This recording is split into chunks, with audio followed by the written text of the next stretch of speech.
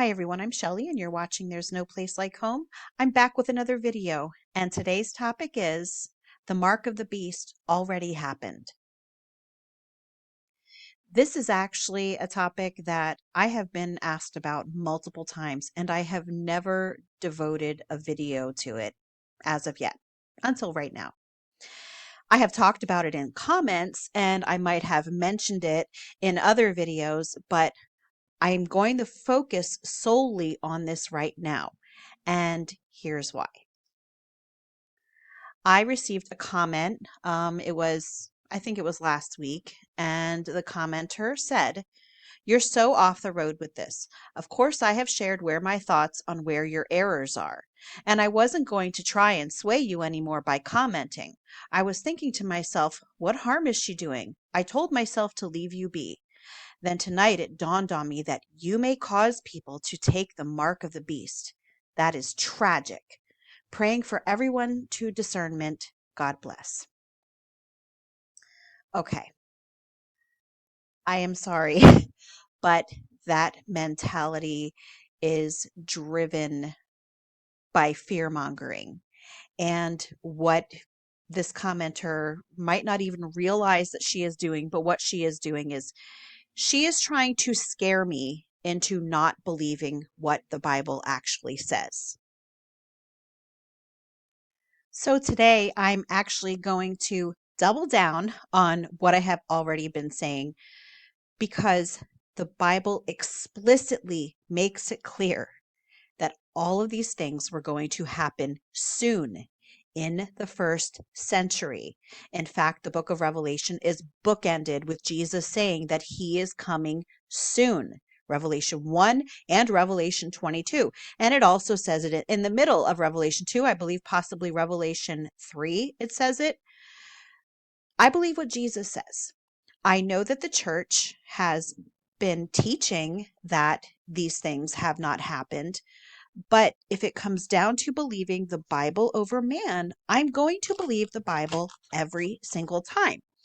So today I'm going to get into what could possibly have been the mark of the beast in the first century, because yes, I believe that all prophecy was fulfilled by AD 70. And why do I believe that? Because Jesus said soon.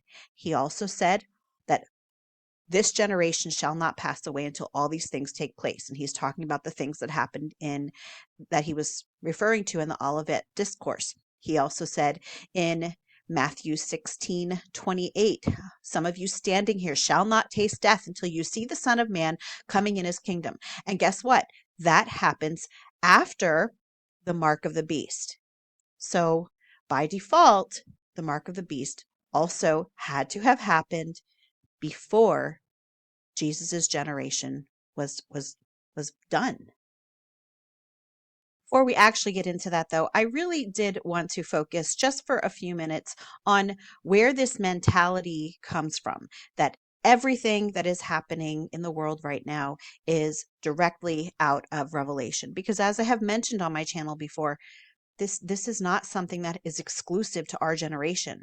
Every generation claims to be that terminal generation, or that generation that all these things are going to happen to. The generation that Jesus was actually talking to in Matthew 24:34, and not to the people that he was sitting there speaking to.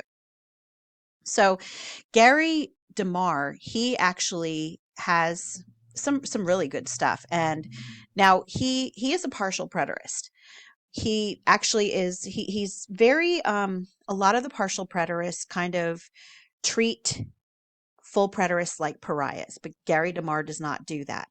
So I just want to give a shout out to him for that. Thank you for not treating us like that and for understanding why we believe what we believe.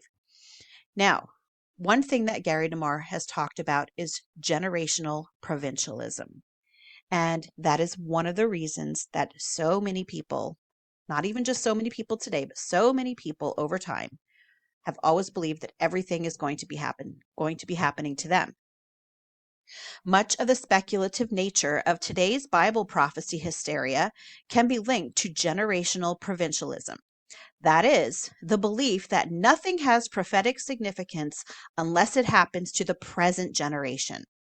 Many who take this approach seem to be unaware that wars, earthquakes, famines, and plagues have been a part of the human condition since the fall. At various crucial periods in human history, God has used these phenomena as warnings of impending judgment or as retribution for covenantal unfaithfulness. Of course, not every earthquake or famine has such a meaning. Each occurrence, however, ought to serve as a reminder that we are sinners and our world has been ravaged by the effects of rebellion.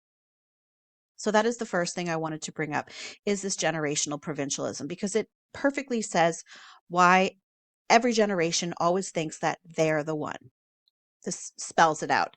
The next thing that he talked about, and I will have both of these articles linked in the description box below, is something called newspaper exegesis. And again, this one is also written by Gary DeMar at the American Vision.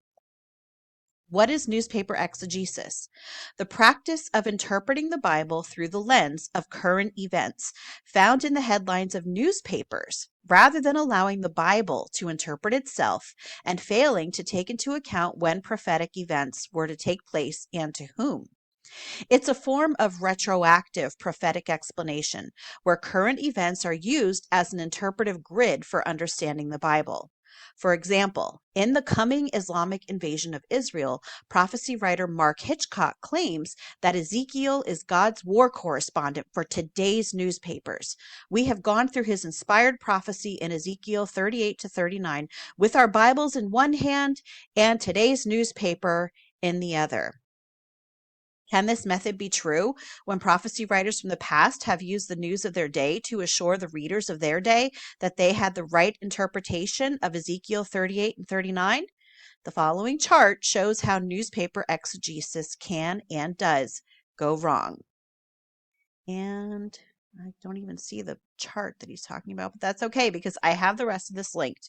So we have generational provincialism, and then we have newspaper exegesis are the reason that there are so many people today just scouring the headlines, trying to find out where it is that we are in Revelation instead of believing what Jesus said in the beginning and end of Revelation, that all of these things were going to be happening soon.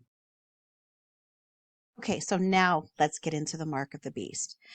I need to point out that when futurists speculate on the mark of the beast and they get it wrong, no one bats an eye. Yet, preterists are expected to be perfectly accurate.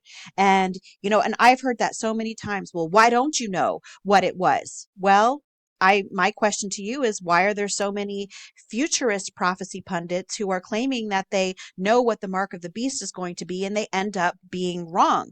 Why do they get left off the hook?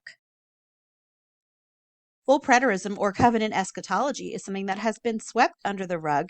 And so, yes, we haven't had as many people scouring the history books or the Bible for covenant eschatology. Yet, I am going to be sharing two really fantastic possibilities for what it is, particularly the second one. So make sure you stick around to the end of this video because the second one is the one that I really think fits the Bible very, very well. Let's just first go over some of the failed futurist mark of the beast theories. So far, they have said that it is going to be a barcode tattoo. Some of them have said that it is an implant. When the people in Europe were getting microchips implanted into their hand, everyone was freaking out saying that is the mark of the beast because the microchip it linked them to their bank account. And yeah, I'm one of those people that at the time I was like, I will never do that in case that's the mark of the beast. I was still of that mindset that it was still something in the future. And even now, I wouldn't want something like that in my hand to begin with. And I surely, and I'm going to point this out for the commenter, I would surely never encourage anyone to do any of these things. I would never encourage anyone to get a barcode tattooed on their forehead or their hand. I would never encourage to have someone get a microchip. This is another one of the possibilities. We hear this. I think this is the most popular one right now is what I'm going to call the jabs. Now, even before the 2020 incident, I'll call it, People were already saying at that time that jabs were the mark of the beast. And then when 2020 happened, they just ramped it up even more. And they said that it was specifically that one, especially when it was discovered that there was something in there called luciferase, which has the word Lucifer in it, which, yes, that's mighty shady, but this is not the mark of the beast. Another one that I have heard, and again, I also have to say, I don't do these either. My children don't get these, so this is not something that I'm going to push on anyone either. Same thing here. People have said that it's the passport because you wouldn't be able to travel without it. And guess what? That never happened. So many of the things that happened during the 2020 event, some of the things happened, a lot of them did not, though. Everyone always says, oh, the conspiracy theorists are always right. Sometimes they're right. They're not always right. This is one of those things that they were not right about. And no, this is not the mark of the beast either. And here's another really interesting one. I have heard people say that your social security number is the mark of the beast and that you should not get one for your children because then they have been marked with the mark of the beast. Well, what would be interesting about that is that then it would be confined only to the United States because it is only in the United States where we actually have social security cards. So, and I don't recall the United States ever being mentioned in the Bible. The first possibility for the mark of the beast, this is actually on the website Revelations in Grace by John Paul Miles. And I actually will be doing an online book club.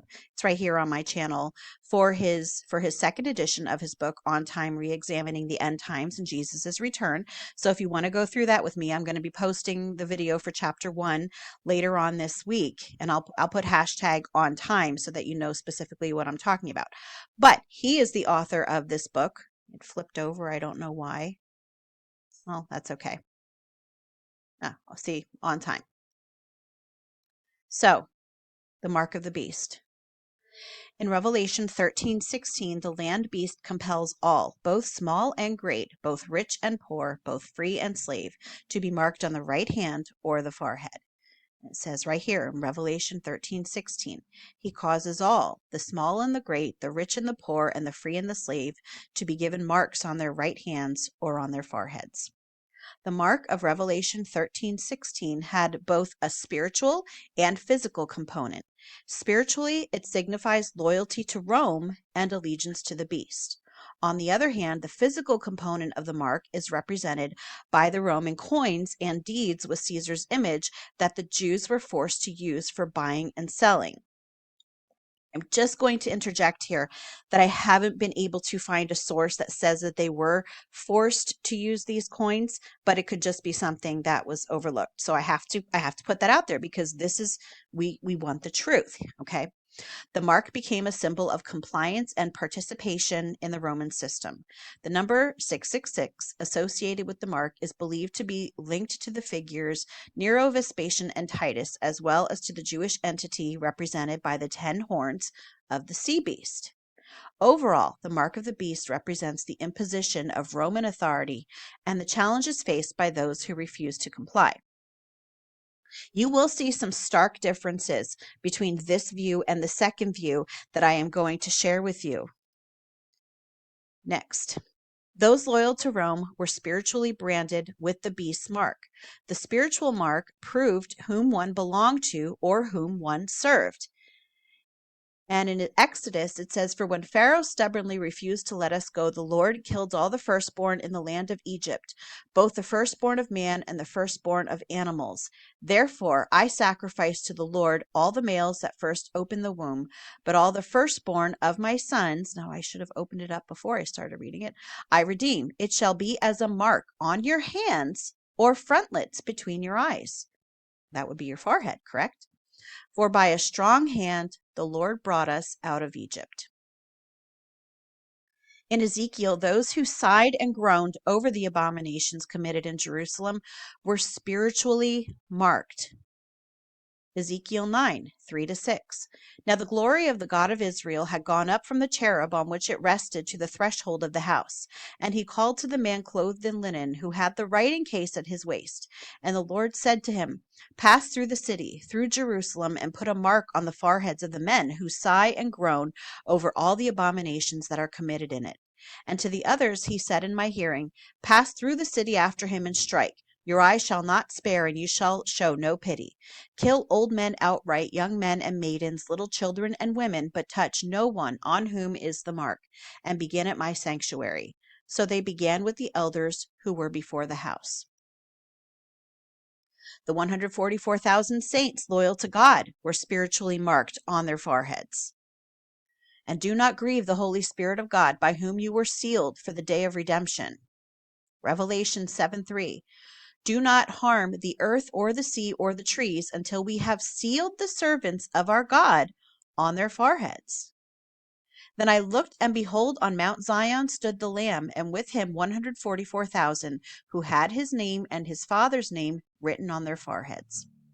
Christian Jews would naturally contrast receiving the mark of the beast on their right hands or on their foreheads with failing to keep God's laws and their testimony about Christ in their thoughts or their deeds.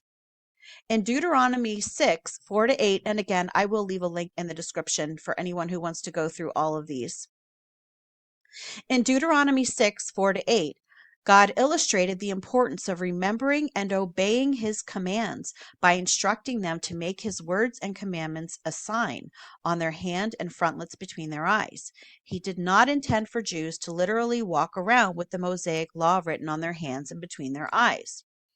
In Deuteronomy 6, 4-8, Hear Israel, Yahweh is our God, Yahweh is one. You shall love Yahweh your God with all your heart, with all your soul, and with all your might.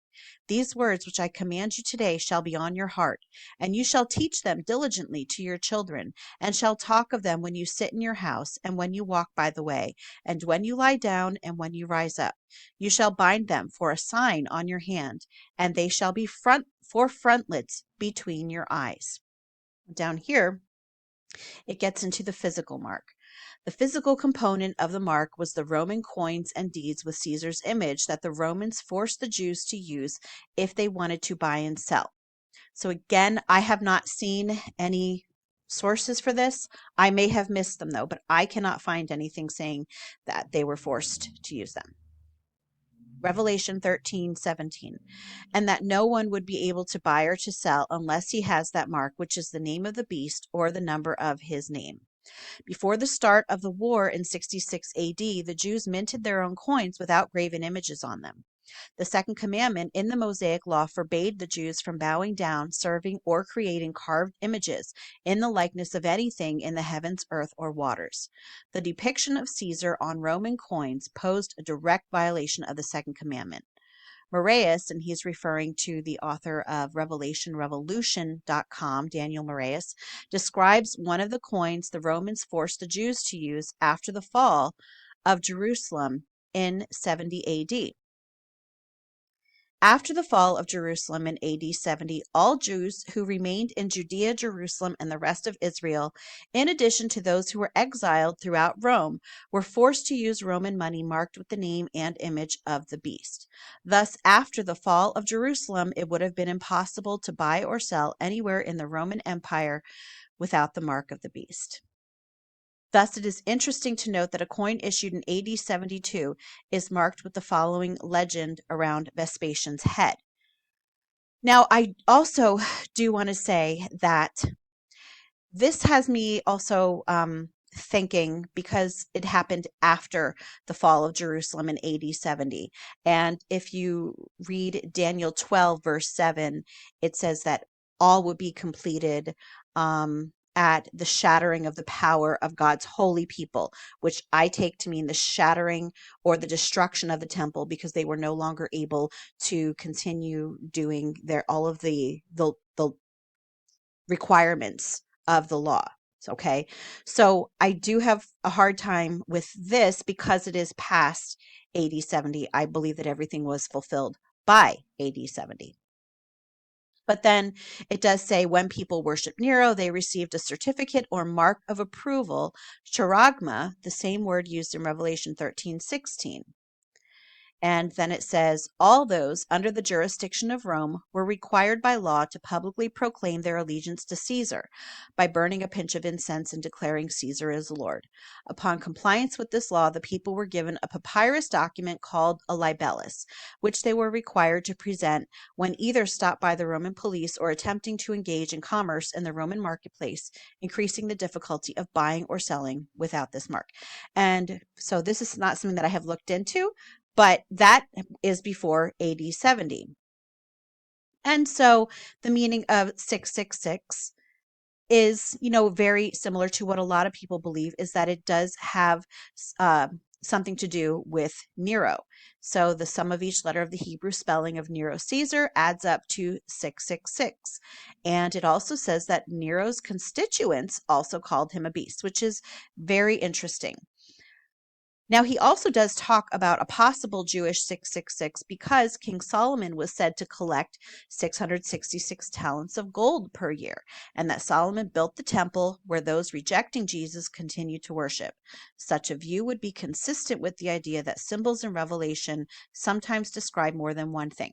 So this is all a great possibility. I know that a lot of people believe that this was actually the mark of the beast, is referring to the spiritual aspect with the ties back to the Old Testament, and then the physical aspect with the coins, which again I'm a little iffy on that, and then the document, the charagma. I'm probably saying it wrong.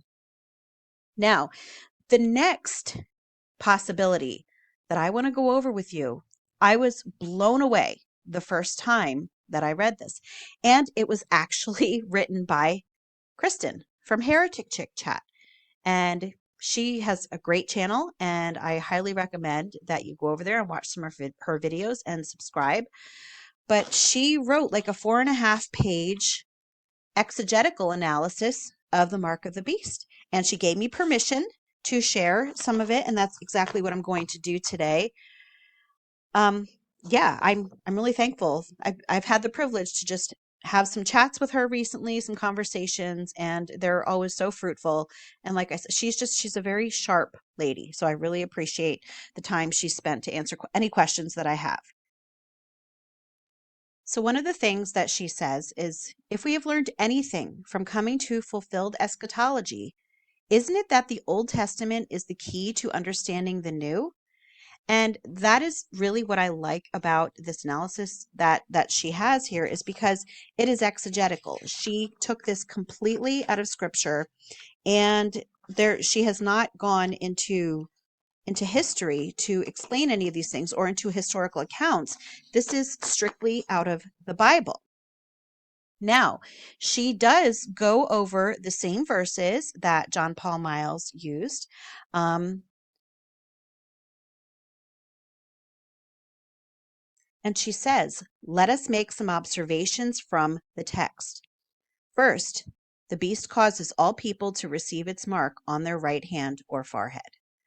What if we attempt to put ourselves into the mind of a first century Jew? What do you think would come to mind for someone who was steeped in the Torah since childhood? Let us compare Revelation 13, which says, and I'm just adding this in here, also it causes all, both small and great, both rich and poor, both free and slave, to be marked on the right hand or the forehead, so that no one can buy or sell unless he has the mark, that is the name of the beast or the number of its name. What do you think would come to mind for someone who was steeped in the Torah since childhood? I might have already read that, but that's okay. Let us compare Revelation 13 with Deuteronomy 6:8. You shall bind them as a sign on your hand, and they shall be as frontlets between your eyes, which is forehead. Again, in Deuteronomy 11:18, it says, you shall therefore lay up these words of mine in your heart and in your soul, and you shall bind them as a sign on your hand, and they shall be as frontlets between your eyes. So here we see that the Old Covenant law itself was to be on the Israelites' hands and foreheads. Is it completely unrelated that the beast has his mark in these same locations? So as you can see, both John Paul Miles and Kristen, they start out from the same place. They start out from Deuteronomy 6:4-8, but they end up going into different places. Then she shared another example, Exodus 28, verses 36-38. You shall make a plate of pure gold and engrave on it, like the engraving of a signet, holy to the Lord. And you shall fasten it on the turban by a cord of blue. It shall be on the front of the turban. It shall be on Aaron's forehead, and Aaron shall bear any guilt from the holy things that the people of Israel consecrate as their holy gifts. It shall regularly be on his forehead, that they may be accepted before the Lord. So it's certainly feasible that when the Old Covenant Jews would have been reading this, or not even, well, yeah, the Old Covenant Jews, but also those who became believers, when they would have read this, that surely seems to be a possibility of what they would have been thinking of. And it's also important to remember that in Revelation 13:18, we see that the number of the beast is the number of a man. And what Kristen writes here is the Greek word here translated as a man is anthropo. I probably said that wrong. And it says this word can be translated as man or mankind. So 666 is a man or mankind. So next, we're just going to go into the 144,000. Next, she heads into Revelation 14, and she does say to keep it in mind that 666 is translated as a man or mankind. Okay. So now in Revelation 14, she says, here we have another special number, the 144,000. Just like the followers of the beast, this group also has something written on their foreheads. Revelation 14:1 reads, Then I looked, and behold, on Mount Zion stood the Lamb, and with him 144,000 who had his name and his father's name written on their foreheads. She goes on to say, what an amazing picture John is painting for us. We have the beast and his followers with his mark on their hands or foreheads, standing in contrast to the lamb and his followers with the lamb's name and the father's name on their foreheads.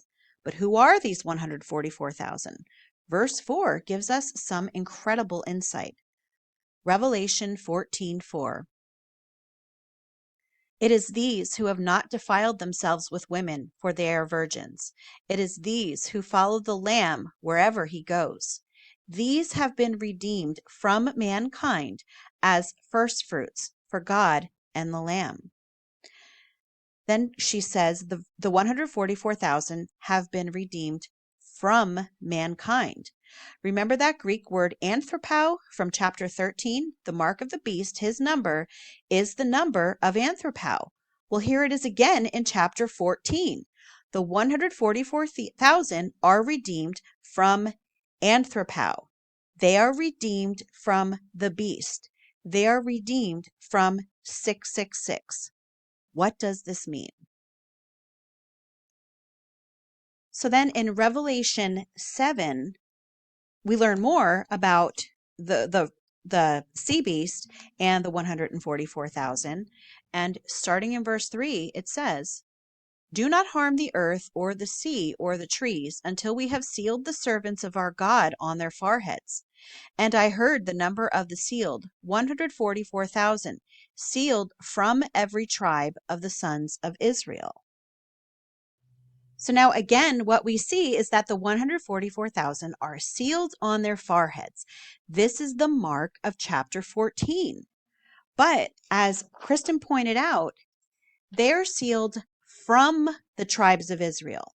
The Greek word here translated as from is ex, meaning out of. The 144,000 are sealed from out of Israel. But remember, the 144,000 are redeemed from or out of the anthropo, which is the mark of the beast.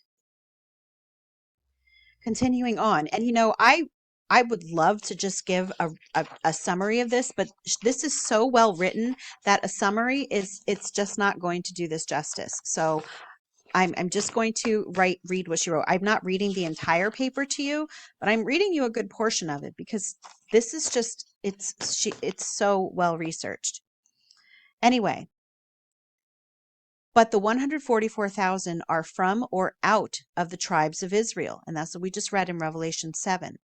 Therefore, the beast and his mark represent Israel, specifically Old Covenant Israel. The imagery used to describe the beast is straight out of the Old Testament and is a description of Israel under the Old Covenant. Revelation chapters 13 and 14 portray a stark contrast between two groups of people. One group bears the mark of the beast, the Old Covenant. The other group comes out from this first beastly group and now bears the mark of the Savior. Do you wonder why the followers of the beast have a mark on their hands and on the heads, while the 144,000 only have the mark on their heads? She said, well, I did, and I did too as I was reading this. I kept thinking to myself, but it doesn't say hand. Well, she explains this very well. Think back to the passages from Deuteronomy and Exodus. Notice that the people of Israel were to bind the words of the law on their hands and their foreheads. And the Jews of today, they still do this. So there it's bound to their hand and their forehead.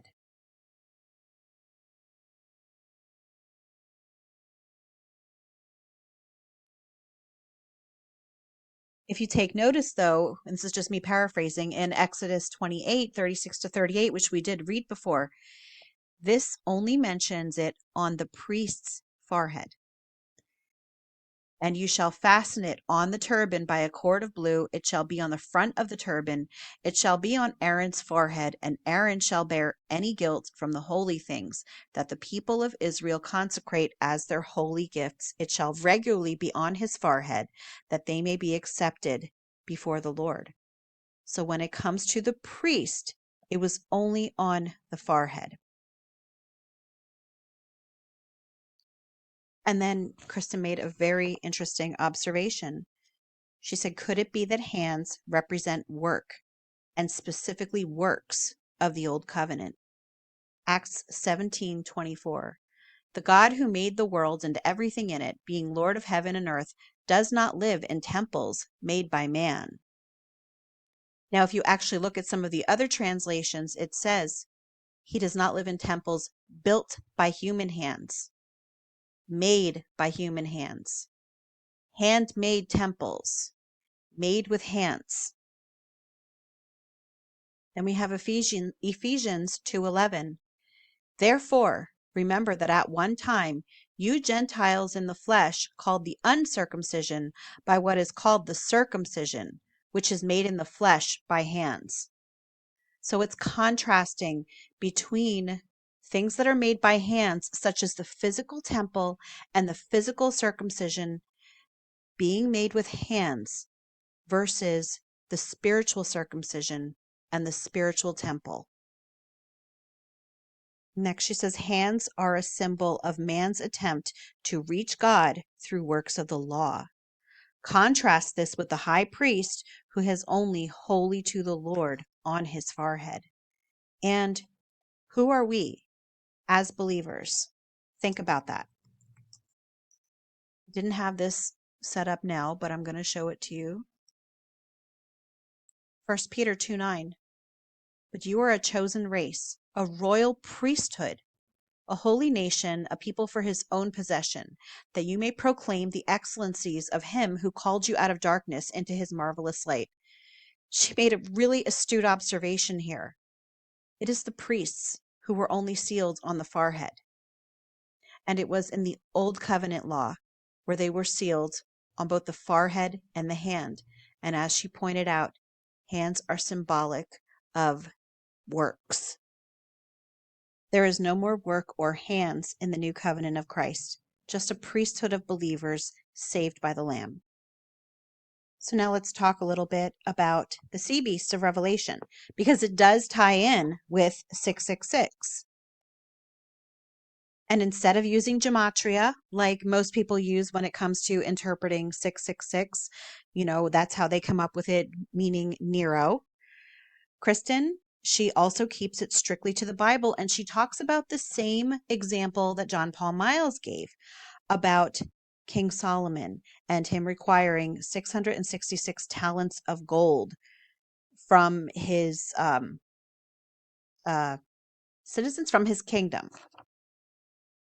She says, the number of the beast, 666, occurs in the Old Testament in reference to the number of talents of gold Solomon received yearly.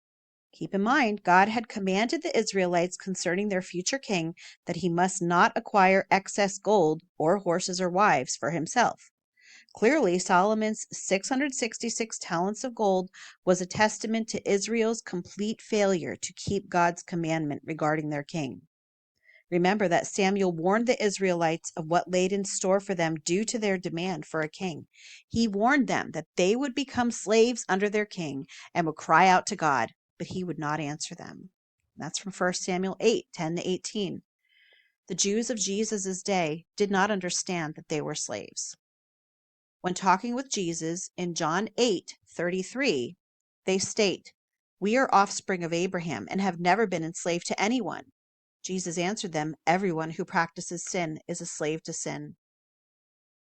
Then she says, "My point is this. Just as Solomon was a king of Israel and enslaved his own people, collecting 666 talents of gold annually, the Jews of the first century were slaves to sin." 1 Corinthians 15:56. The sting of death is sin, and the power of sin is the law. The law made slaves of those under the old covenant. These are Kristen's words. Just like Solomon made slaves of the Israelites. Could it be that 666 represents deserting God and being enslaved by your own system? I think that's a good question. And I think one thing that I really want to point out in this video, which is 36 minutes in, it's a little too late, but remember, these are two possibilities. I am not saying that either one of these is 100% true. Okay, like so many of the futurists who are absolutely certain that, there are barcodes or microchips or whatever it is that they think, they always come off like they are absolutely certain. And that's not how I'm trying to come across. What I'm trying to convey to you, though, is how interesting this really is. Going on, the number of the beast is 666 because it demonstrates refusal of the Judaizers and unbelievers to leave their works, their circumcision, their temple sacrificial system, and their feasts behind in order to enter into the Sabbath rest of Christ. So I'm just going to end with this passage that she wrote about the sea beast. So who is the sea beast of Revelation? By examining the Old Testament, a case can be made that the symbology of Revelation 13 and 14 clearly point to Israel as this beast. The beast rising out of the earth works in conjunction with the first, or the sea beast, and that's from Revelation 13:11-18. So let's actually go there and read that. And we already read some of this a couple of times today, but that's okay. Revelation 13:11-18. Then I saw another beast rising out of the earth. It had two horns like a lamb, and it spoke like a dragon. It exercises all the authority of the first beast in its presence, and makes the earth and its inhabitants worship the first beast, whose mortal wound was healed. It performs great signs, even making fire come down from heaven to earth in front of people. And by the signs that it is allowed to work in the presence of the beast, it deceives those who dwell on earth, telling them to make an image for the beast that was wounded by the sword and yet lived. And it was allowed to give breath to the image of the beast, so that the image of the beast might even speak and might cause those who would not worship the image of the beast to be slain. Also it causes all, both small and great, both rich and poor, both free and slave, to be marked on the right hand or the forehead, so that no one can buy or sell unless he has the mark, that is, the name of the beast or the number of its name. This calls for wisdom. Let the one who is understanding calculate the number of the beast, for it is the number of a man, or mankind, do not forget, and his number is 666. So Rome never collaborated with Israel during the 42-month-long Jewish revolt. It was by definition a revolt against Rome, not a collaboration with Rome. It is important to understand that these two beasts are of the same mind and work together. They are both Jewish. And I have to say that, I believed that Rome was also the sea beast. I've even said that in videos that I believe that Rome was the sea beast, especially because the sea is associated with the Gentiles. What is very, very interesting, though, and that she does not have in this excerpt, but I was talking to her about this, is that the 10 northern tribes of Israel, they were associated with the Gentiles. They were considered Gentiles because they had been divorced. So we had Benjamin and Judah, but then we had the 10 northern tribes. And they were not at that point considered to be part of Israel. They were considered to be Gentiles. So again, there still is that correlation with the sea and Gentiles. And another interesting thing on not Daniel's, but Nebuchadnezzar's statue, the 10 toes of the statue, there were 10 of the northern tribes. So another topic for another day. I just, wanted to bring that up. Now I'm going to finish up with one more paragraph. Yeah, like I said, I tried to paraphrase, and it's very hard to paraphrase because she said everything so succinctly. So I'm just going to get this in now before I read this last paragraph from her. If you have not subscribed to her channel, you need to do that. She has a way with words, and she is just so humble, and her videos are so clear. And as you can tell from what I've been sharing with you today, she is extremely intelligent. So anyway, that's just my little ad for her, which she doesn't even know is coming because, again, she is very humble. She even told me that I didn't even need to give her credit for this. But of course, I'm going to give her credit because she is the one who put this work in. And I'm just sharing it with you. Anyway, last paragraph, not the last paragraph of her paper, but the last paragraph that I'm going to share with you today. The book of Revelation is not just a clash of kingdoms, it is a clash of covenants. There was only one nation that was in a covenantal clash with the saints. Jesus said, "Therefore I tell you, the kingdom of God will be taken from you," speaking to the chief priests and Pharisees, "and given to a people producing its fruits." The kingdom wasn't taken from Rome. It wasn't taken from Nero. Nero died in 68 AD, before the war was over and prior to the siege of Jerusalem. Rome came out victorious and stronger than ever after the war with Israel. No, the book of Revelation is not a story of the Jewish war with Rome, but rather a vivid portrayal of Israel's battle against the saints and the kingdom of Christ, a battle between the old covenant of the law and the new covenant of the Spirit. So, one last thing now that I just wanted to say, this actually tied up so many things for me, because when I would speak about Revelation 20 and the Gog and Magog and fire coming down and devouring them, that always did bother me because it wasn't the Romans that fire came down and devoured. It was the Jews that fire came down and devoured. So looking at it from this perspective really does make a lot of sense for me.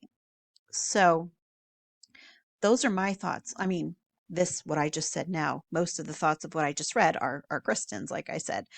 But my thoughts, though, are that this really does seem to make a lot of sense. And, I just wanted to share it with you. It's certainly something to pray about, something to consider, nothing to be dogmatic about. But all this to say, the mark of the beast is not in our future. And no, I'm not going to cause anybody to get anything. So just had to get that in because I'm sorry, that was ridiculous. But anyway, if you like this video, give it a thumbs up. If you haven't subscribed and would like to hear more of what I have to say, I would love if you would do that. If you have any questions or comments, you can leave one down below.